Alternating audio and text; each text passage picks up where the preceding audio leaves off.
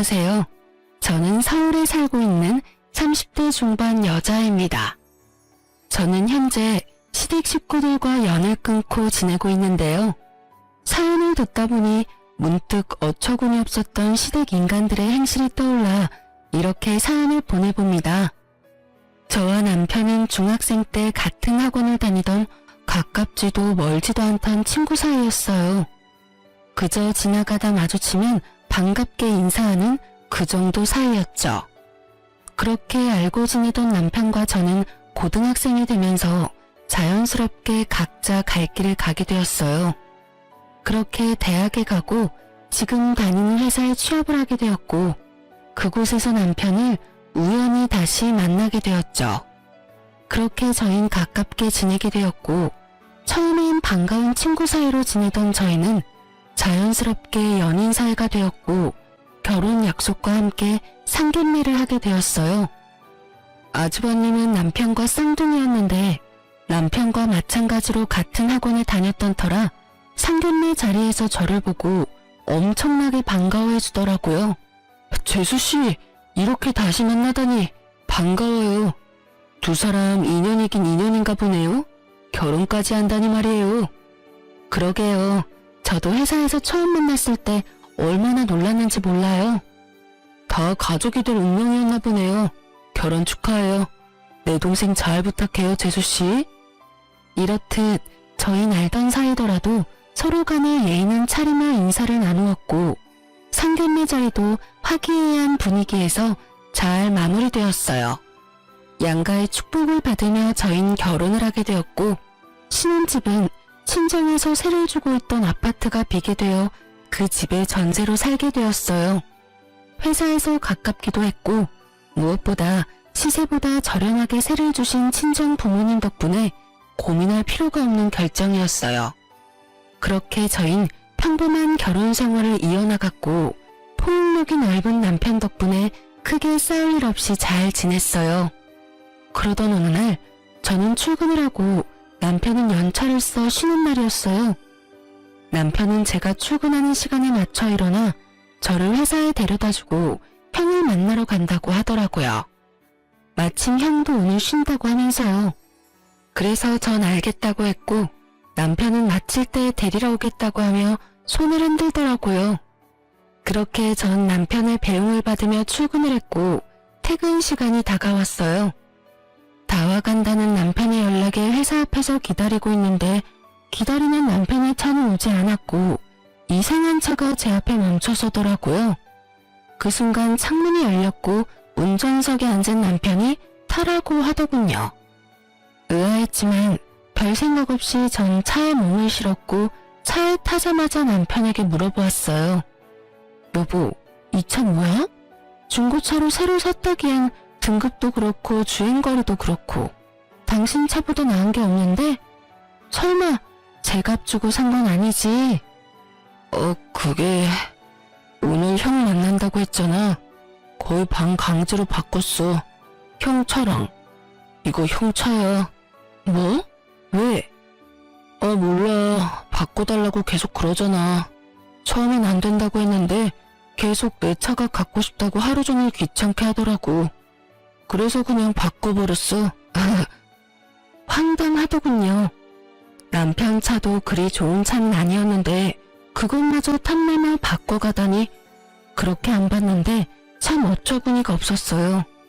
시숙도 시숙이지만 남편도 어이없기는 같았어요.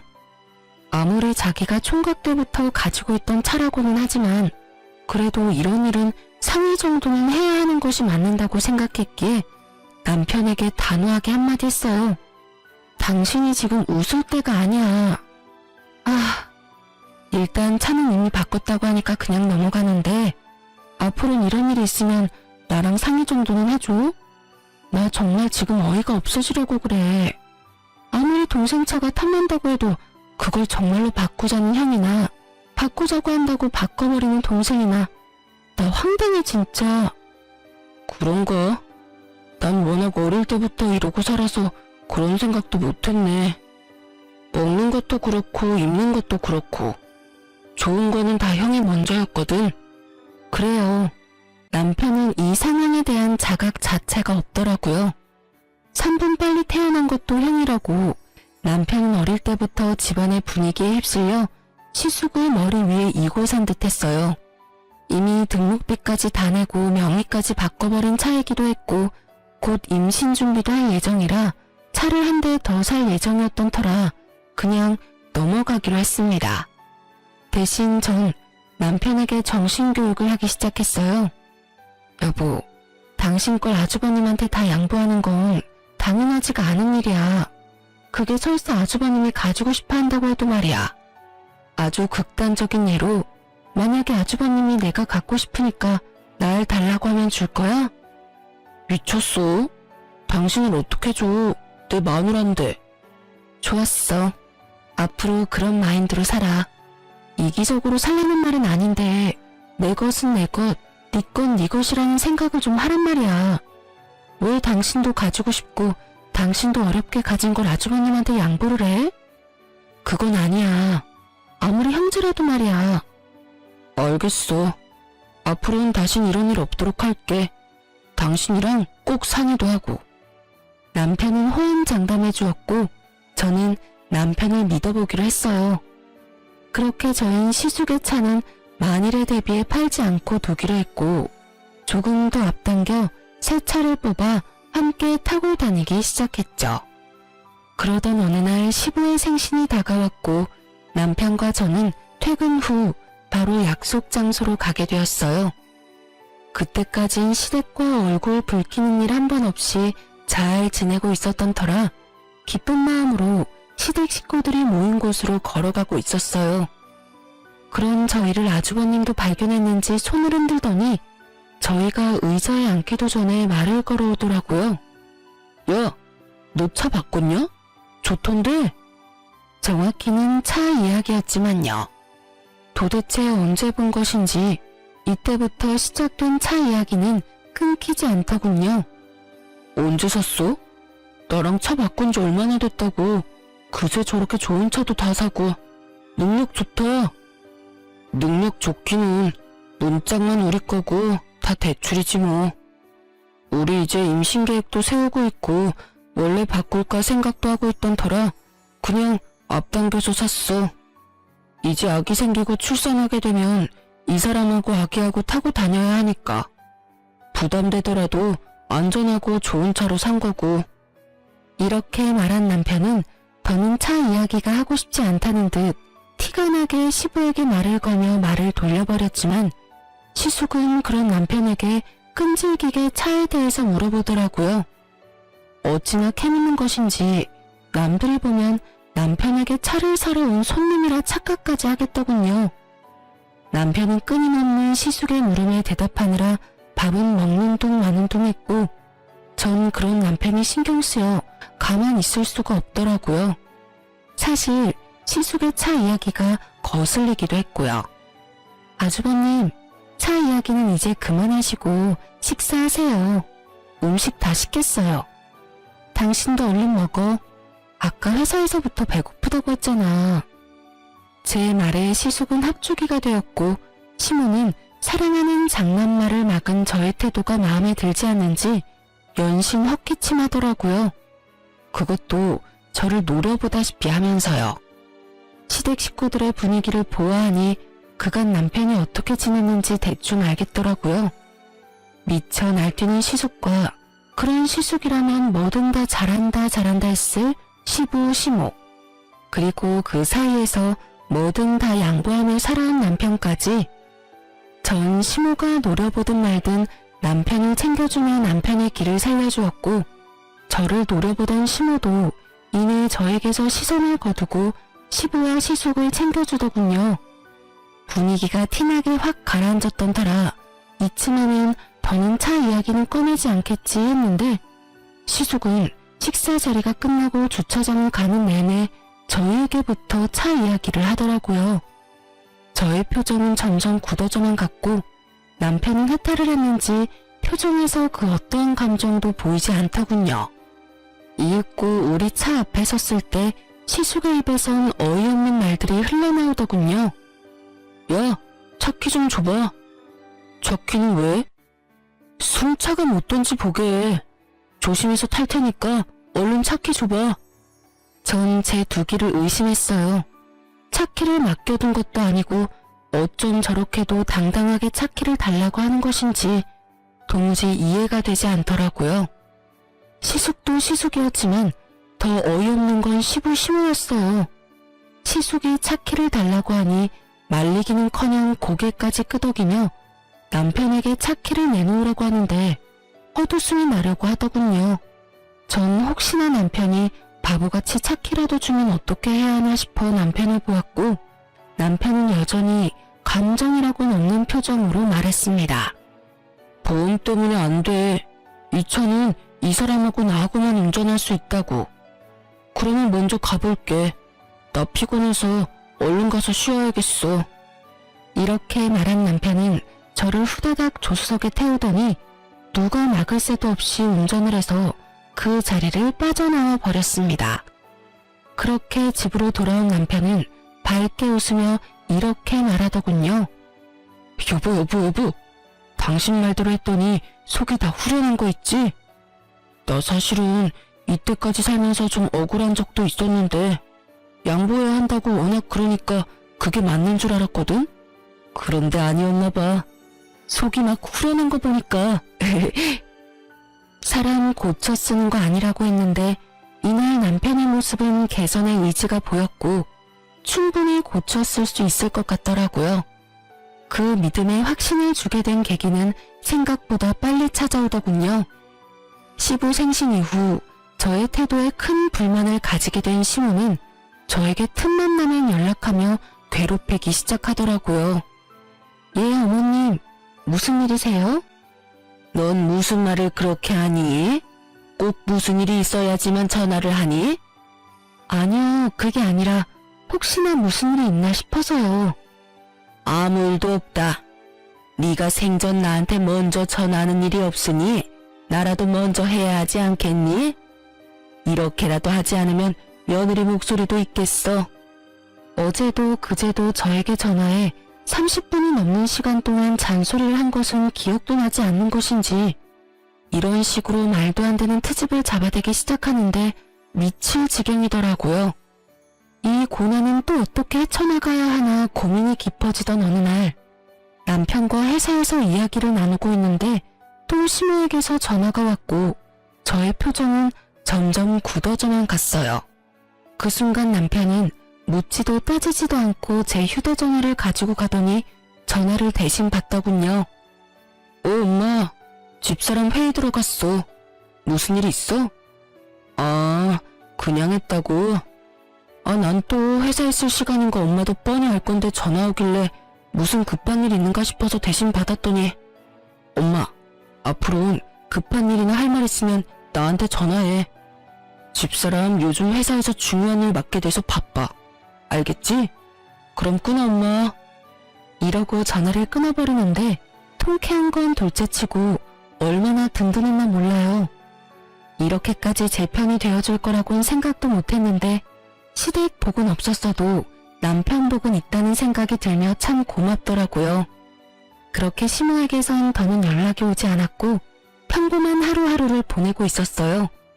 그러던 어느 날 시숙의 결혼 소식이 들려오며 상견례 날짜가 정해졌다며 집으로 오라고 하더군요.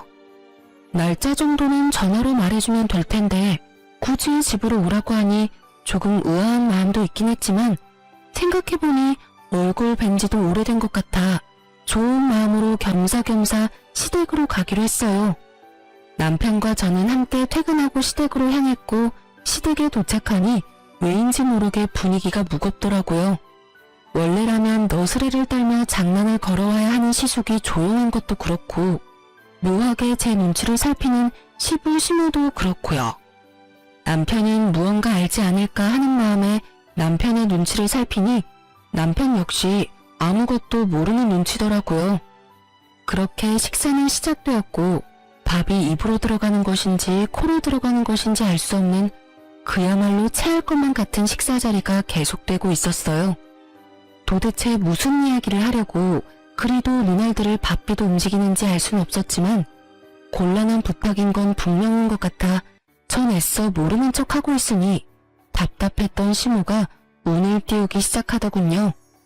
이야기 들었지? 우리 장남이 드디어 결혼을 한다는구나. 상견례는 이번 달 마지막 주말에 하기로 했어. 그래요? 그러면 그날 시간 비워둘게요. 그나저나 좋으시겠어요, 어머님. 늘 아주버님 걱정하셨는데 이제 그 걱정은 안 하셔도 되겠네요? 그 걱정은 덜었는데 다른 걱정이 생겼지 뭐니. 어휴. 왜요? 무슨 일 있으세요? 그게 마땅한 집이 없지 뭐니. 집이 마음에 들면 돈이 없고 돈에 맞추니 집이 형편없고 그래서 요즘 고민이 깊어. 아, 그래서 다들 표정이 안 좋으셨구나. 그렇지 않아도 친구들 보니까 집 구할 때 다들 고민 많이 하더라고요. 한두 푼짜리도 아니고 급하게 생각하지 마시고 아직 시간 있으니까 천천히 알아보세요. 잘 알아보면 괜찮은 집도 꽤 있을 거예요. 그렇겠지? 그런데 너희 집은 어떠니? 살기가 괜찮니? 이때부터 무언가 이상함을 감지하기 시작했던 것 같아요. 심호하는 꼴이 꼭 시숙이 차 물어오던 꼴과 같아도 너무 똑같았으니까요. 그래도 설마 저희도 전세로 사는 집인데 눈독을 들이는 걸까 하는 생각이 들었고 그저 저희 아파트에 매물이 났는가 보다 하고 생각했어요. 그래서 전 최대한 솔직하게 말했습니다. 신축은 아니긴 하지만 주변에 상가들도 많고 교통편도 좋아요. 무엇보다 회사가 가까워서 저흰 만족하면서 살고 있어요. 제가 이렇게 말하자 시모는 갑자기 제 손을 꽉 잡고 눈을 반짝이며 속내를 드러내기 시작하더군요. 아가, 그래서 하는 말인데 그 집 우리 장남이 좀 살면 안 되겠니? 너희가 살고 있는 그 집 우리 장남한테 좀 양보해 주렴. 네? 그게 무슨 말이세요? 말 그대로야. 너희가 사는 집 우리 장남한테 좀 주렴. 어차피 그 집 너희 친정집이라고 했잖니. 네 친정의 자식이라고는 너 하나뿐이니 지금은 전세로 새들어 살고 있어도 언젠가는 다 네 것이잖니. 그러니 친정에다가 말 좀 잘해서 일찍 물려달라고 하고 그 집 물려받으면 네 신랑 명의로 해놓으렴. 그때부턴 우리가 다 알아서 하마. 아, 중간에 드는 세금은 우리가 다 알아서 할 테니 그건 걱정도 하지 마라. 우리도 그 정도 생각은 다 하고 있어. 이 무슨 말도 안 되는 헛소리인지 농담이라고 해도 억소리가 날 것 같은데 표정을 보아하니 진담이 분명했고 긍정의 의미로 고개를 끄덕이고 있는 시부와 시숙을 보고 있자니 욕이 나올 것만 같더군요. 전 최대한 흥분을 하지 않으려 애쓰며 말을 이어나갔습니다. 어머니, 그런 말이 어디 있어요. 부모님께서 물려주신다고 하신 것도 아니고 제가 나서서 어떻게 물려달라고 해요. 그리고 혹시나 물려주신다고 한들 그 집을 아주버님께 내주고 나면 저흰 어디 가서 살라고요? 그거야 너희 친정에 집 한 채 더 있잖니? 거기 사는 사람 내보내고 너희가 거기 들어가서 살면 되지 않니? 설마 우리가 너희 길거리에 내앉게 하겠어? 다 생각을 해놨지. 정말 어이가 없더군요.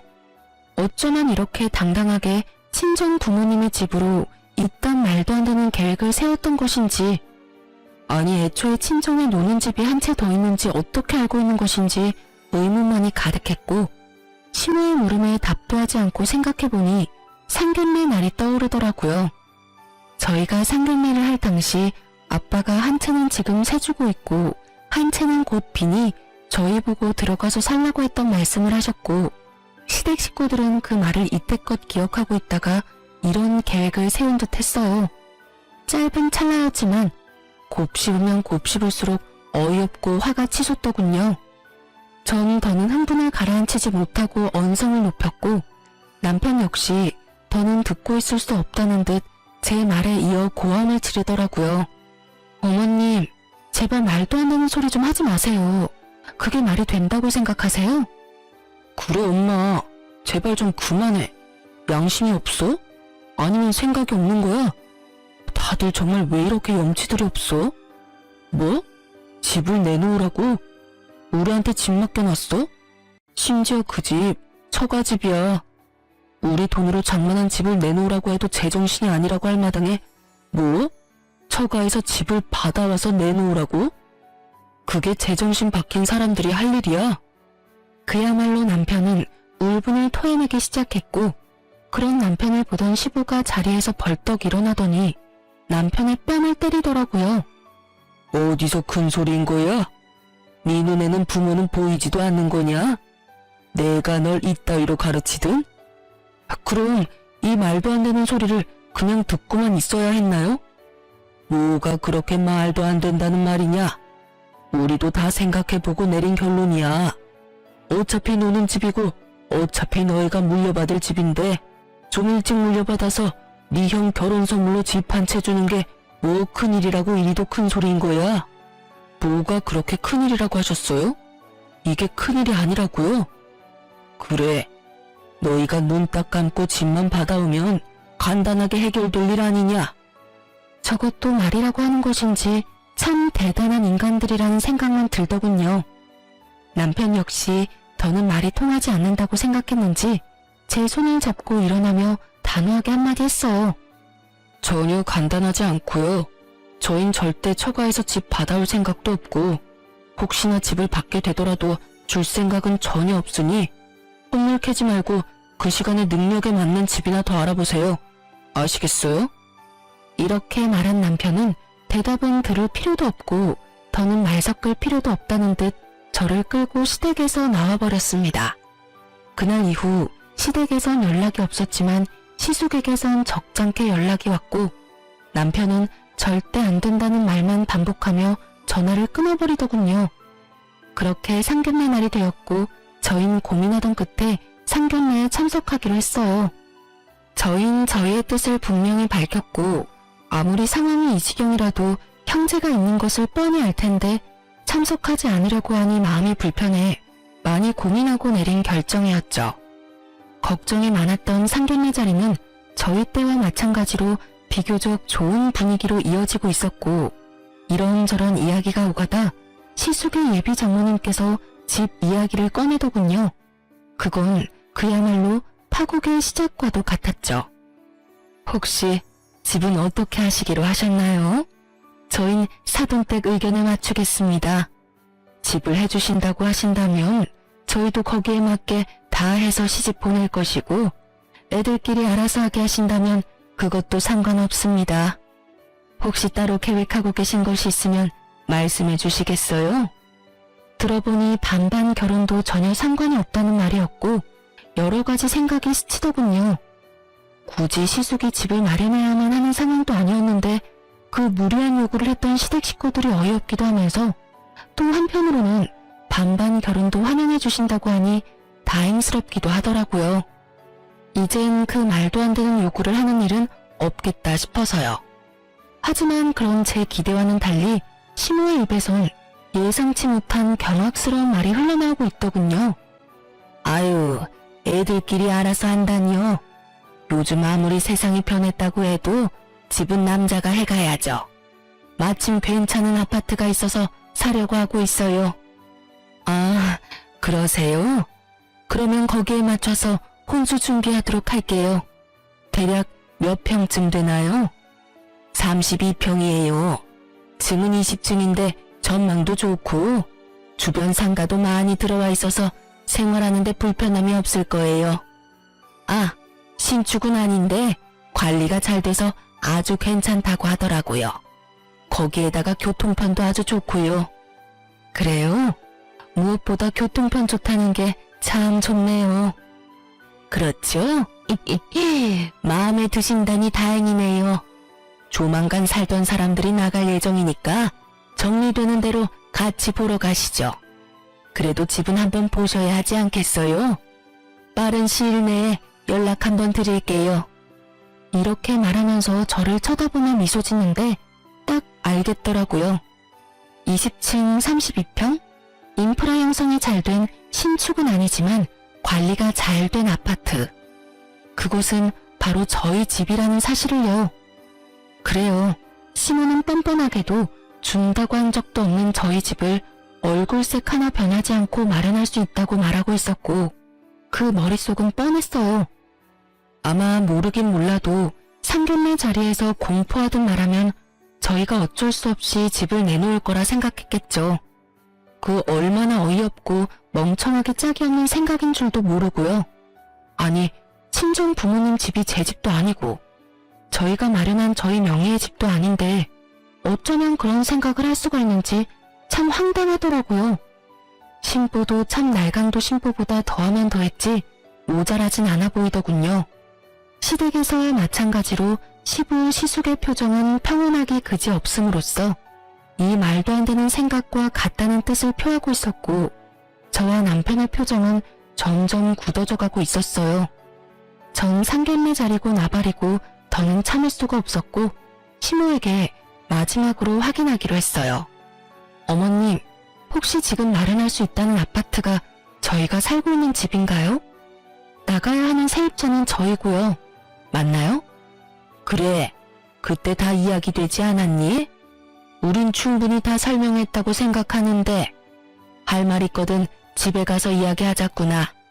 오늘이 어떤 날인지 모르니? 일단 상견례 자리부터 마무리하고 그때 이야기해. 알겠니?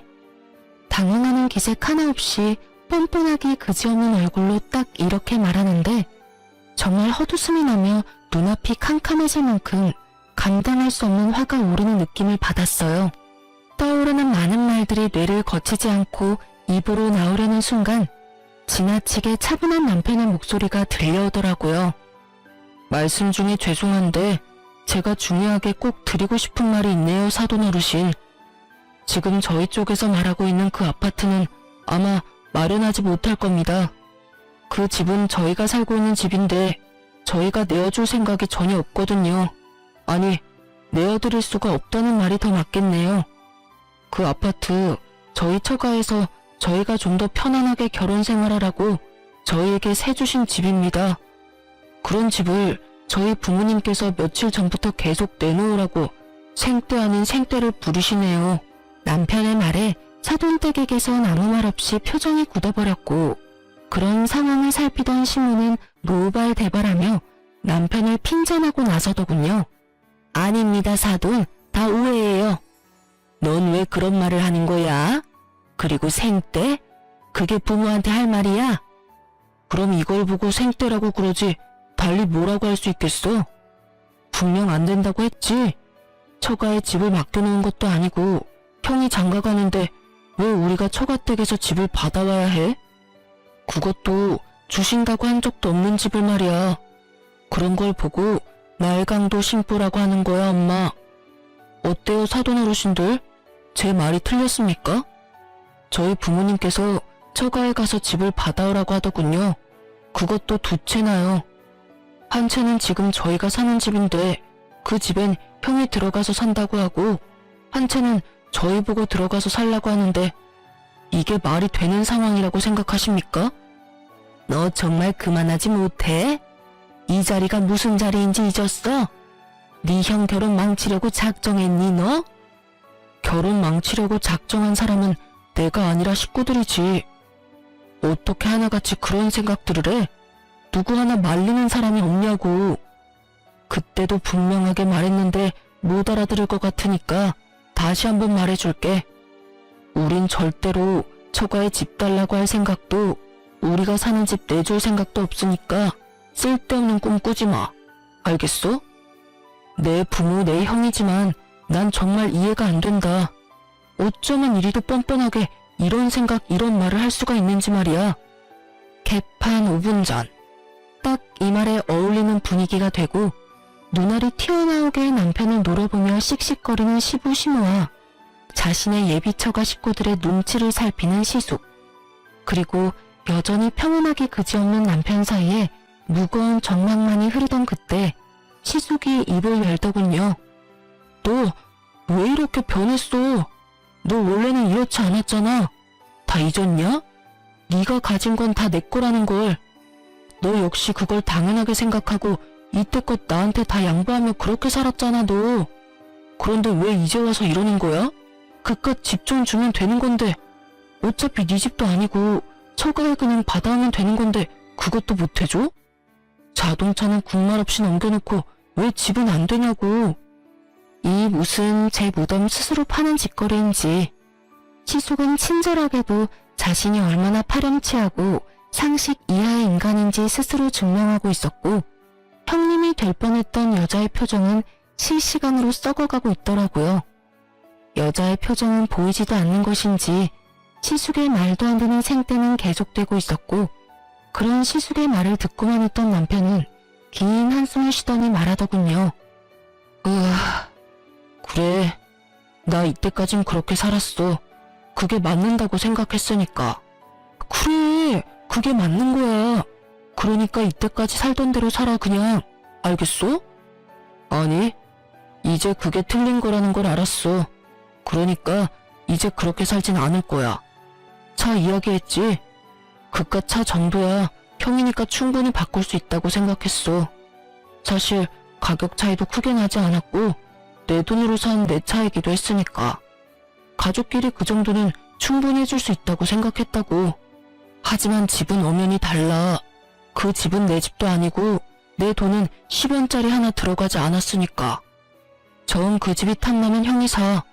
살 돈이 없으면 전셋값이라도 내고 살아. 그 정도는 내가 장인어른한테 잘 이야기해 볼 테니까 말이야. 단 우리가 사는 가격대는 꿈도 꾸지 말고 시세대로 내고 들어와서 살아. 알겠어? 남편은 오목조목 흥분 하나 하지 않고 말하더라고요. 그 모습을 지켜보고 있는데 든든하기도 하고 통쾌하기도 해서 10년 묵은 차증이 쑥 내려가는 기분마저 들더군요.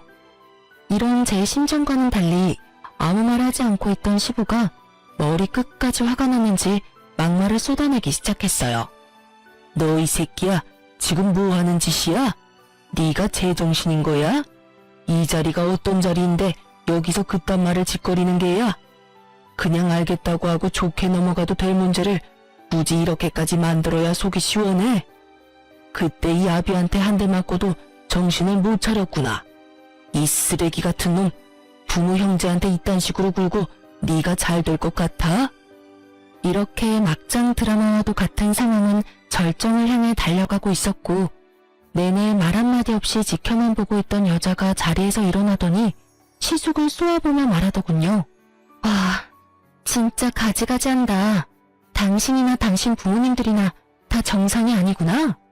난 진짜 이해가 안 돼서 그러는데 지금 본인들이 얼마나 말도 안 되고 상식 밖의 요구를 하고 있는지 정말 몰라? 아, 됐다 됐어.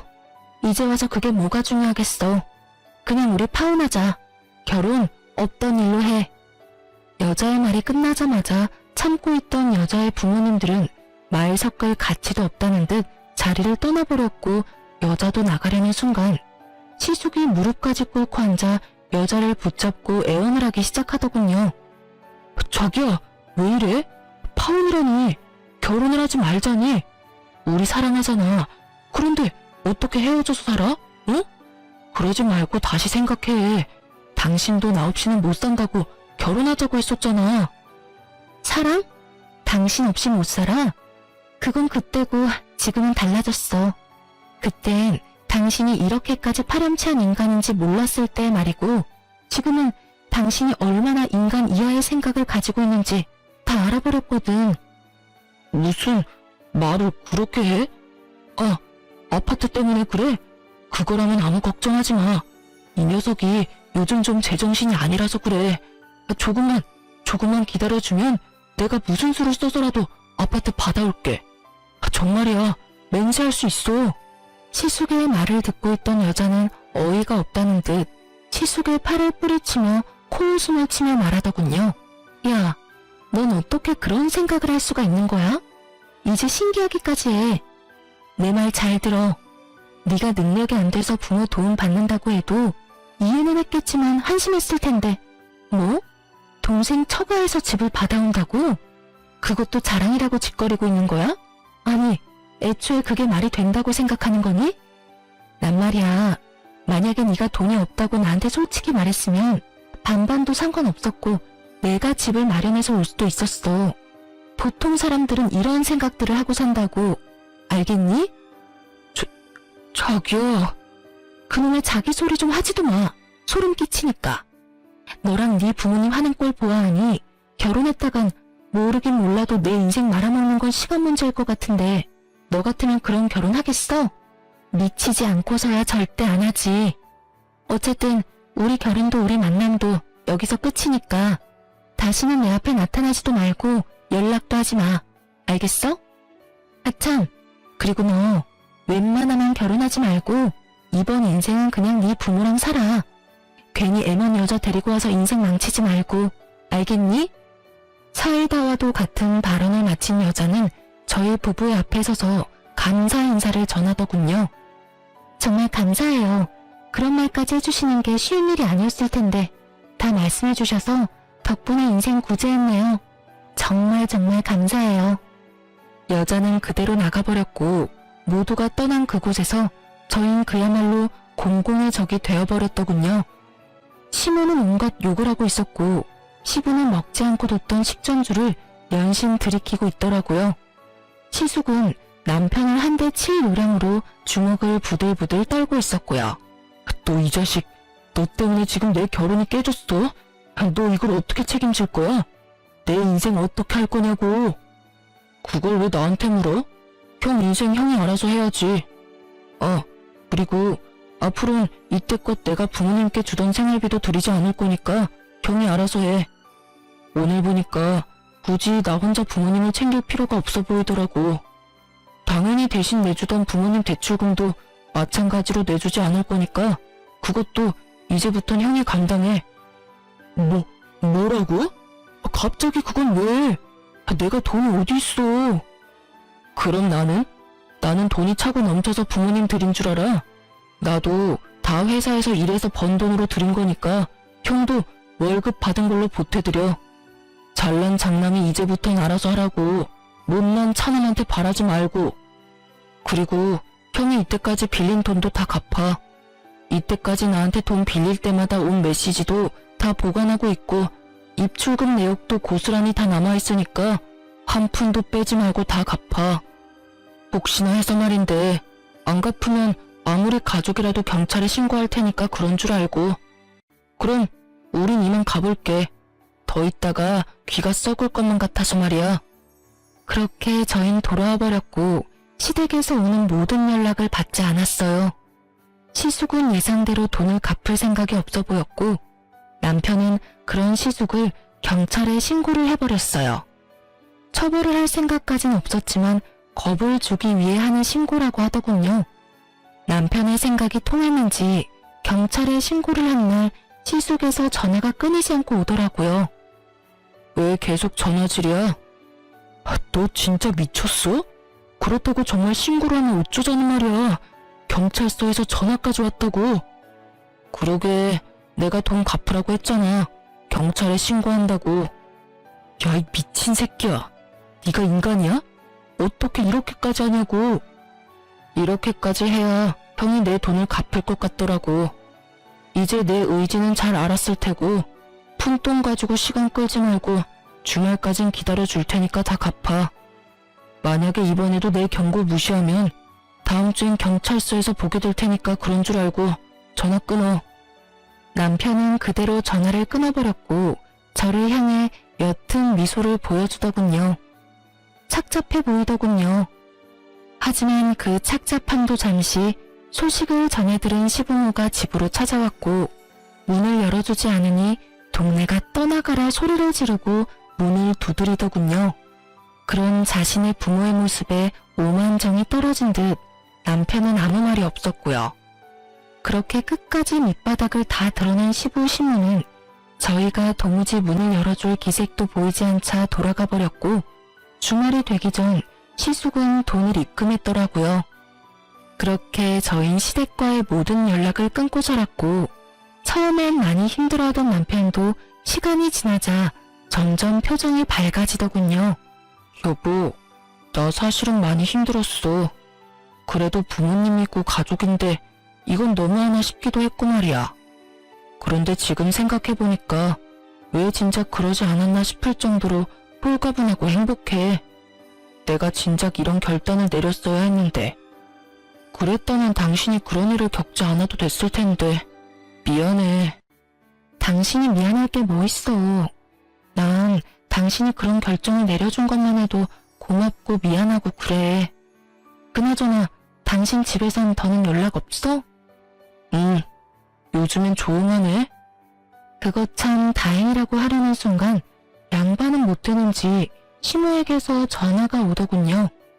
한동안 뜸했던 시모에게서 온 연락이라 남편은 잠시 고민을 하다 전화를 받았고 시댁은 그야말로 파탄이 나 있더군요. 무슨 일이야? 이제 다신 연락하는 일 없는 줄 알았는데. 아들, 엄마 아빠 좀 살려줘. 우리가 다 잘못했어. 왜 나한테 그런 말을 해? 그 잘난 장남은 어떻게 하시고. 그게 그놈 집 나갔어. 글쎄 네가 보태주던 돈을 다 자기가 내야 한다고 생각하니까 그게 아까웠는지 갑자기 독립을 한다고 하면서 짐을 싸서 나가버렸지 뭐야. 그리고 연락조차 안 된다. 그래서라니? 너도 알다시피 우리한테 돈이 어디 있어? 이 집 마련하느라 그나마 있던 돈도 다 쓰고 집 대출금만 남은 거 너도 알잖니? 이제 와서 일을 할 수도 없는 노릇이고. 그래서 하는 말인데 예전처럼 돈 좀 도와주면 안 되겠니? 앞으로는 다른 건 바라지도 않으마. 그저 네 부모 생활만 할 수 있게 좀 도와주렴. 엄마, 잘 들어? 앞으로 나 우리 식구들이랑 연 끊고 살 거야. 자식으로서의 도리는 충분히 했다고 생각하고 있지만 상황이 이러니 형한테 돌려받은 돈 엄마 줄 테니까 급한 불 붙었고. 그게 내가 엄마한테 마지막으로 해주는 도리니까 그런 줄 알고. 앞으로 연락도 하지 말고 찾아오지도 마.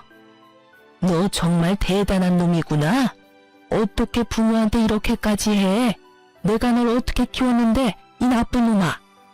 이게 다 그년 때문이지? 네 마누라가 다 시켰지? 넌 그년이랑 결혼하기 전까진 이러지 않았다고. 넌 부모보다 여자가 더 중요하니? 그딴 년이랑 당장 이혼해라. 당장 이혼하란 말이야. 시모의 절규 섞인 고함이 들려오고 남편은 아무런 대꾸도 하지 않고 전화를 끊어버리고선 시댁 식구들의 번호를 다 차단해버리더군요. 저 역시 다 차단해버렸고요. 그렇게 저희 시댁과의 연을 끊어버렸고 시댁 소식은 평소 남편을 많이 아껴주시던 작은 어머님을 통해 듣게 되었어요. 잘 지내니? 네, 작은 엄마. 잘 지내시죠? 그런데 무슨 일로 전화를 다 주셨어요? 이야기 다 들었어. 가족들이랑 연 끊었다며? 네, 어쩌다 보니 그렇게 됐어요. 그래.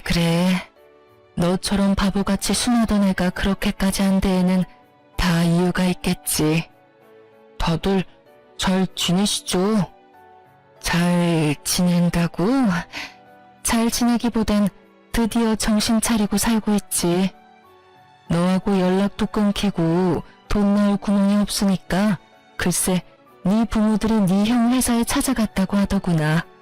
회사 앞에서 자리 퍼질고 앉아서 울고불고 하니까 사람들 몰려서 구경하고 난리였나 봐. 그 사람 많은 회사 앞에서 네 형이랑 네 부모랑 큰 실랑이가 일어나고 네 형이 결국 네 부모님들을 내팽개치다시피 하고 도망쳤다고 하더구나. 그러니 어떻게 됐겠어? 입 달린 것들은 다 한마디씩 하고 부모 버린 자식이라고 회사의 소문이 파다하게 다 퍼졌을 거야. 네 부모님들은 처음엔 나한테 전화가 와서 두 아들 다 나쁜 놈이라고 하면서 하소연을 하더니 돈 좀 빌려달라지 뭐니. 나라고 뭐 돈이 있겠니? 아니, 있다고 해도 안 빌려주지. 그래서 없다고 했더니 그 자랑자랑하던 집 팔고 작은 집으로 이사했다고 하더라. 그 덕에 빚은 대충 다 갚은 것 같던데 생활비가 없으니 좋을거리라도 하면서 근근히 생활하고 있나 봐. 그러니 이제라도 정신 제대로 차린 거 아니겠어? 제가 참 뭐라고 해야 할지 모르겠네요. 저 역시 부모 버린 건 마찬가지니까요. 그런 말 하지 마라. 내가 말했지? 너 같은 애가 그렇게까지 했을 땐 다 그만한 이유가 있을 거라고. 내가 처음 시집 왔을 때 네가 3살이었어. 넌 그때부터 몇 분 일찍 태어난 형도 형이라고 얼마나 눈치를 살피던지. 그 어린 게 뭘 안다고 그렇게 했겠어? 다 네 부모가 그렇게 강요하면서 키웠으니까 그랬지. 난 네가 이렇게 해주길 내심 바랬단다. 그러니 그런 죄책감은 가지지 말려무나. 살다가 더 많이 살아가다가 네 마음도 많이 누그러지고 네 부모님들도 반성 많이 하면 그때나 돼서 한번 찾아뵙거라. 그러면 되는 거야. 그렇게 말씀해 주셔서 감사해요. 그래. 이런 말하기 그렇지만 이제라도 연 잘 끊었다. 이제부턴 네 가정 잘 꾸리고 살아가. 이제 네 가족은 네 집사람이니까 행복하게 해주렴. 네, 작은 어머니. 작은 어머님의 위로를 받은 남편은 한결 더 편안해 보였고 그 소식을 마지막으로 저흰 시댁 소식을 들을 수가 없었어요. 저흰 잘 살고 있어요. 집도 회사에서 더 가까운 곳으로 이사를 했고 전화번호도 바꿔버렸죠. 시부 시모에게선 연락이 오지 않는데 시숙에게서 다른 번호로 연락이 계속해서 와 어쩔 수 없이 바꿔버렸네요. 다행스럽게 시숙은 회사로는 찾아오지 않았고 시부모는 남편에게 워낙 관심이 없었던 터라 남편의 회사를 모를 거라고 하더군요. 그래서 회사는 계속 잘 다니고 있어요. 아, 그리고 저 임신을 했어요. 지금은 5개월째이고 아기도 저도 아주 건강하답니다. 출산이 다가올수록 어쩔 수 없이 시부모님 생각이 나더라고요. 그래서 남편에게 혹시나 연락을 하고 싶다면 그렇게 해도 된다고 했더니 남편은 이렇게 말하더군요. 사실 생각이 나지 않는다면 거짓말이지. 그래도 나 연락 안 할 거야. 이런 일로 연락하기 시작하고 다시 왕래하기 시작하면 같은 일이 반복될 게 뻔해. 덩달아 우리 애한테도 피해가 갈 거고. 난 이제 그런 일 내 가족이 겪게 하진 않을 거야. 남편의 뜻은 확고해 보였고 저도 그 이후론 말을 꺼내지 않았네요. 그러면서 하는 말이 그래도 돌아가시기 전엔 연락을 드려 찾아뵐 것이라고 했고 그땐 저도 함께 하겠다고 했어요. 저흰 이렇게 살고 있어요. 요즘 남편과 저의 유일한 낙은 검진 때마다 무럭무럭 자라고 있는 아기를 보는 것이네요. 원래도 다투는 일이 거의 없었는데 임신을 한 후엔 더 다툴 일도 없고 아주 잘 지내고 있어요. 이렇게 저의 시댁과 인연을 끊게 된 이야기는 끝이 났습니다. 긴 사연 함께 해주셔서 감사해요. 그럼 전 이만 물러가 볼게요. 좋은 하루 되세요.